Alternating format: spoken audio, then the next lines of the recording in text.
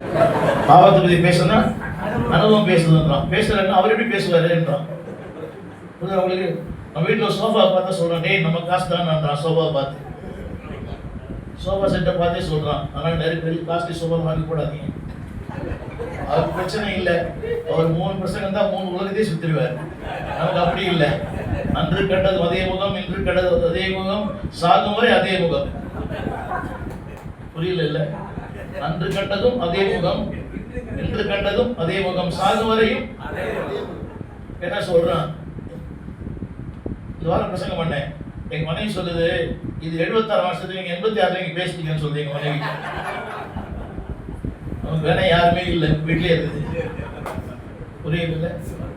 அதனால அவங்க, அதாவது அவர் ஒரு பாஸ்டர் தான், மாற்று கருத்தே கிடையாது. அதாவது அவருடைய அழைப்பே வேற, நம்ம அழைப்பு வேற. உங்களுக்கு அவருடைய அழைப்பு வேற. அவர் அவரா இருக்கிறார், நீங்களா இருங்க. எல்லாம் அவரை மாதிரி மாற முடியாது. உங்களை மாதிரி நிறைய பேர் டேம்லி வாசிக்கிறாங்க, ஆனால் உங்களை மாதிரி வாசிக்க முடியல. யாரை பார்த்தா வாசிக்கிறாங்க, பெண்களும் வாசிக்கிறாங்க. இப்போ பார்த்தீங்களா, ஒரு பொண்ணு கூட பாட்டு பாடும், ஆனால் உங்களை மாதிரி வாசிக்க முடியாது பொண்ணால. டேப் நடராஜன் ஒருத்தர் இருந்தார் முன்னால காங்கிரஸ்ல, தெரியுமா? டேப் நடராஜன் தெரியுமா உங்களுக்கு? பார்த்து தெரியுங்களா? அதோட நீங்க சூப்பர். ரொம்ப சந்தோஷம். தம்பி மைக் கொடுக்கலையே, மைக் இல்லாமல் நீங்கள் பாட்டு போட்டீங்க. அந்த மைக்கில் இந்த மைக் ரொம்ப சந்தோஷமான காரியங்களோடு இருப்பது. நிறைய பசங்க இருக்குது. நான் ஒரு உண்மை சொல்லட்டுமா? நான் பேசின சபை கூட்டங்களை விட நான் பேசுகிற ஊழியர் கூட்டங்கள் அதிகம். இதில் மாற்று கருத்தே இல்லை. நான் நேற்று கூட ஒரு தேசத்தில் ஒரு 3000 பேருக்குள்ள ஊழியர் கூட்டத்தில் பேசினேன். நான் சொல்லுற கருத்து அதெல்லாம் தான் என்னோட அழைப்பு.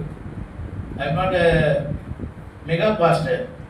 பாஸ்டர் ஹென்றி ஜோசப் உடனே அவருடைய 93வது பிறந்தநாளை நான் பேசினேன்.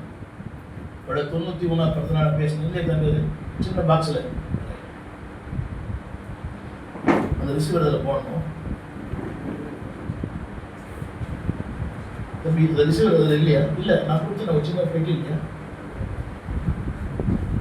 ஒரு சின்ன பெட்டி பாக்ஸ் ஒன்று கொடுத்தேன். அங்கேயே விட்டு வந்துட்டோமோ? சரி, இது வேலை செய்யாது. போது இது பிரச்சனை இல்லை. ரைட், பரவாயில்ல. இப்போ கேளுங்க. எல்லாரும் சொன்னாரிக்கிட்டு ஒரு நாள் சாகும்போது, டே ஸ்டீவன், நான் மெகா சபைக்கு பாஸ்டருக்கு அழைக்கப்படலை, ஆனால் உன்ன மாதிரி ஊழியர் உருவாக்க அழைக்கப்பட்ட சந்தோஷம் அப்படின்னாரு. எங்கிட்ட உருவானவர் தான் அகஸ்ட் ஜெபக்குமார். எங்கள் வீட்டு உருவானவர் தான் ஜோசப் பாலச்சந்திரன். எங்கள் வீட்டு உருவானது ஓவன் ராபர்ட்ஸ். எங்கிட்ட உருவானது வசந்த் ஏட்வர்ட். இப்படி மிகப்பெரிய ஊழியர்கள் எல்லாமே உருவானவங்க தான். அதனால நீங்கள் மெகா பாஸ்டர் இருக்கணும்னு அவசியம் இல்லை. நான் ஒரு மெசேஜ் போட்டுருக்கேன். இப்போ அவர் கிரேட் லீடர், அவர் குட் லீடர். இதை கிடைக்கும் செய்தி. ஏன் சொன்னால் பாருங்களேன், உங்களை பார்த்து எனக்கு பிரச்சனை வரும். அவர் great leader or good leader. உங்களை பார்த்து கேட்குறேன், அவர் கிரேட் லீடர் குட் லீடர். சிறந்த தலைவரா பெரிய தலைவரா? என்னங்க, உங்க ஆத்மாவே சொல்லும். Everybody wants to be a great leader, but only few people wants to be a good leader. என்ன சொல்லுங்க?